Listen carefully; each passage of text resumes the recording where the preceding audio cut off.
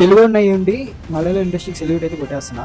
ఇంకా ఈ సినిమా చూడలేదా, లౌకా చాప్టర్ 1? అసలు మలయాళం ఇండస్ట్రీ ఇప్పుడు కంటెంట్ వైజ్గా అసలు టాప్లో ఉంటుంది. చాలా మంచి మంచి కంటెంట్లు సినిమాలు తీసుకొని పెద్ద పెద్ద హిట్లు అయితే కొట్టేస్తున్నారు.